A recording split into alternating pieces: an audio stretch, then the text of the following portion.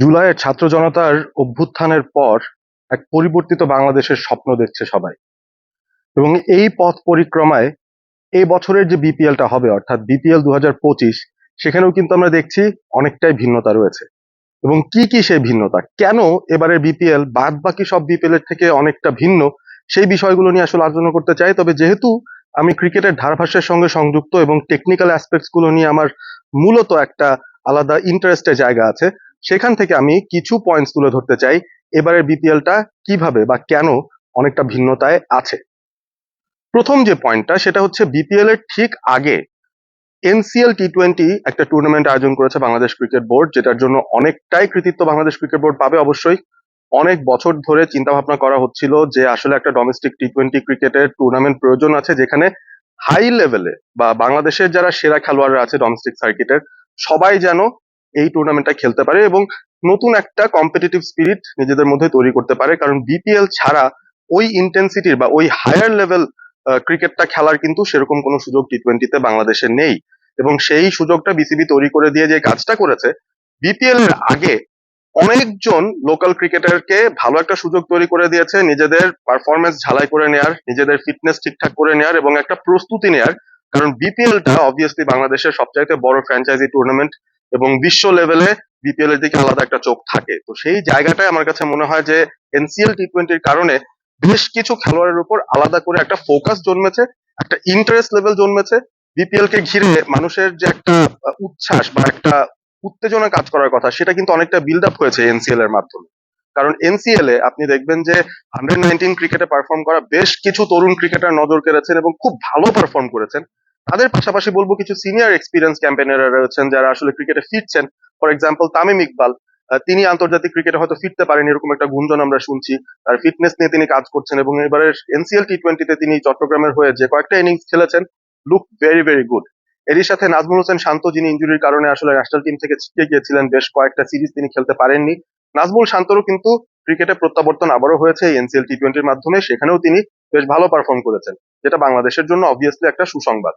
Bowling এর and থেকে যদি বলি, এবাদত হোসেন, তিনিও ইনজুরি সংক্রান্ত সময়ের কারণে প্রায় 1 বছরের বেশি সময় আসলে ক্রিকেটের থেকে দূরে ছিলেন, রিহ্যাবিলিটেশন করে ফিরেছেন এবং এখন তিনি মোটামুটি ফিটনেসের জায়গাটায় চলে এসেছেন এবং এনসিএল টি-20 তে দুর্দান্ত পারফর্ম করেছেন, নজর কেড়েছেন এবং আবারও তার পুরোনো ছন্দে ফিরে আসার একটা ইঙ্গিত তিনি কিন্তু দিচ্ছেন।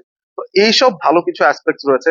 আর তরুণদের কথা যেটা বলেছিলাম, অবভিয়াসলি সেখানে আরিফুল ইসলাম থেকে শুরু করে আমরা যদি বলি আহ, আহ, নতুন এক তামিম যিনি এসেছেন, আজিজুল হাকিম তামিম, তারপরে জিশান আলমের কথা বলা যেতে পারে, চৌধুরী মোহাম্মদ রিজওয়ান যিনি আছেন, যদিও তিনি দল পাননি, তারপরও বেশ কিছু তরুণ প্রতিভাবান খেলোয়াড় তারা কিন্তু লাইমলাইটে এসেছেন এবং সেই সুযোগটা তারা হাতে নেওয়ার চেষ্টা করছেন।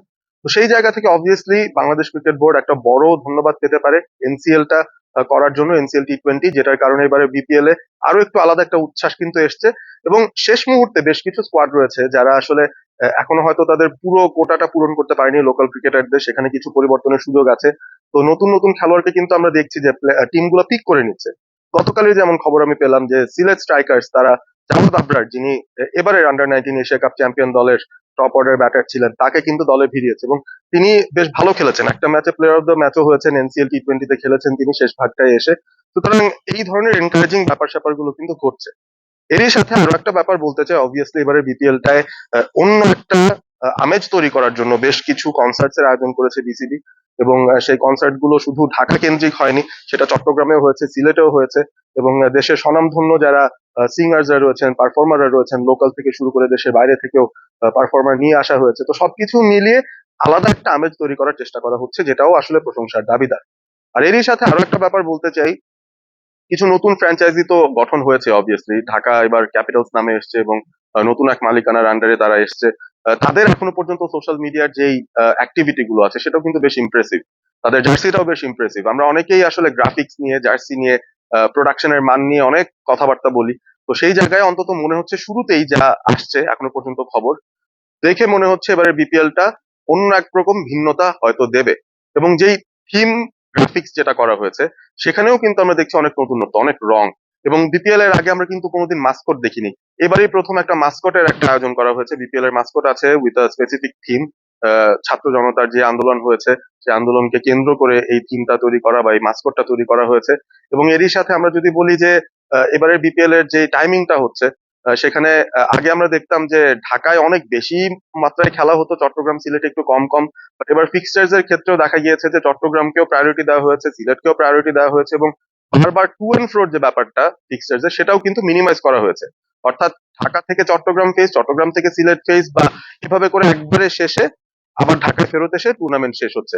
মাঝখানে আবারও চট্টগ্রাম বা সিলেট যাওয়ার কোনো প্রয়োজনীয়তা নেই। সুতরাং সেই দিক থেকে আমি বলবো যে বিচক্ষণতার পরিচয় দিয়েছেন যারা ফিক্সচার তৈরি করেছেন। লজিস্টিক্যাল সমস্যার একটা সমাধানও হয়েছে, প্লাস ফিক্সচার্স গুলোকে মিলিয়ে নেওয়া হয়েছে যেন হোম টিম গুলো তারা তাদের মাঠে বেশি খেলার সুযোগ পায়, এবং সেই সাথে দর্শকরাও যেন ইনভলভ হতে পারে।